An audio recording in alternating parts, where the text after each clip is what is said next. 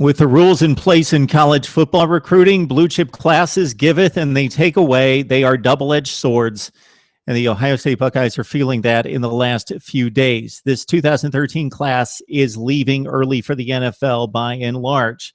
The latest two to announce are wide receiver Jalin Marshall and cornerback Eli Apple. This 2013 recruiting class won a national championship, of course, in 2014. For those players that played as freshmen in 2013, they went 12-0 before losing the Big Ten championship game and then went on and lost to Clemson in the Orange Bowl, followed up by a final season for these guys in 2015 in which they came that close to a college football playoff again. One down game against Michigan State ousted them. They should finish top 5 in the country at 12-1 with a Fiesta Bowl win against Notre Dame. 50 wins and 40 losses for the senior class that is graduating for this particular class, 2013, 14, and 15. It's a 38-4 run, discounting the 12-0 in 2012. Okay, let's talk about Jalin Marshall and Eli Apple. Wide receiver Jalin Marshall, you're not going to be wowed by his statistics. If you have not seen him play, just see maybe the big games or the big national games on the big stage last year. You saw him perform in the clutch and make key receptions. His play against Oregon down the left sideline, in which he pinned the ball up against the defender's chest and caught the football, was a remarkable catch. He makes great catches. He's got exceptional hands. He doesn't have many reps under his belt because of the style of offense that Ohio State employs, in addition to the number of playmakers around him. Michael Thomas, who was a senior this season, is going to be possibly the first wide receiver taken in the NFL draft. So there weren't a whole lot of opportunities for Jalin Marshall, and especially once Braxton Miller left the quarterback position and got into the fray in the slot position. Jalin Marshall caught between 35 and 38 passes, both of his active seasons at Ohio State, for about 500 yards and 5 or 6 touchdowns. He had some opportunities in the return game, and most notably his big effort in contributing to that improbable championship run in 2014 was against Indiana. Yes, Indiana. Buckeyes down, are just up 21-20 in the fourth quarter. Jalin Marshall had 2 huge punt returns and caught some big passes in that game, scored 4 touchdowns, and basically single-handedly, to a certain extent, kept Ohio State alive to get to a national championship. But again, you have to look at the individual plays, not the stats, when it comes to Jalin Marshall. He will need to get a little bit bigger in size, and he will certainly do that in the NFL. But he talked about it in his comments when he made his announcement today that he wants more opportunities. He didn't say anything blatant against the coaching staff or the play calling, but he did mention opportunities time and time again. He realizes catching 35 passes and doing that for another season isn't going to be anything that's going to necessarily raise his stock for the NFL. He also, these kids have the NFL Combine and the NFL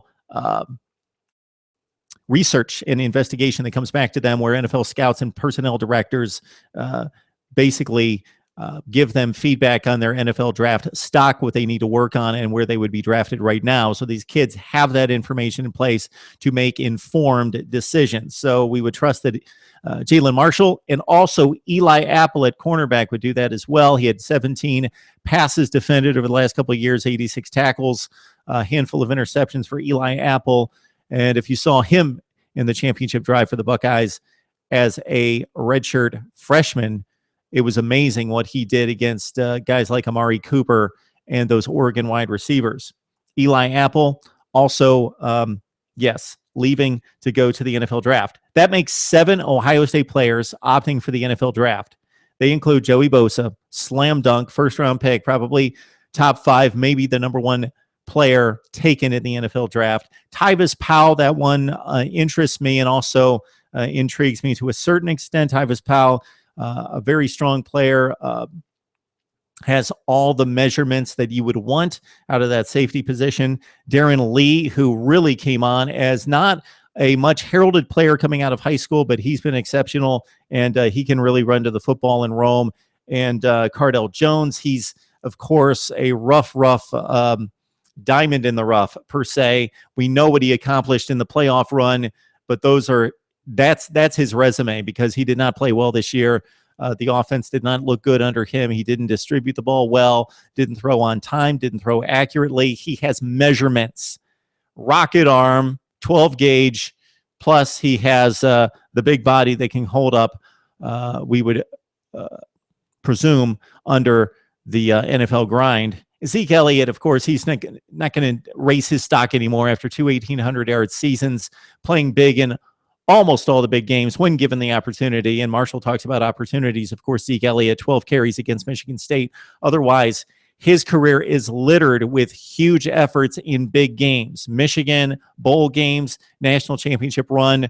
I don't know if we're ever going to see a running back perform in 3 consecutive games that are that meaningful as Zeke Elliott did in 2014 against Wisconsin, Alabama, and Oregon, in rushing for 220, 236, and 256 against those 3 opponents.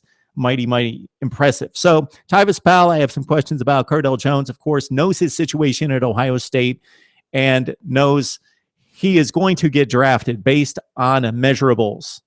He's going to be down the list, though. I would not expect Cardale Jones to be drafted anytime before the 3rd round. Okay.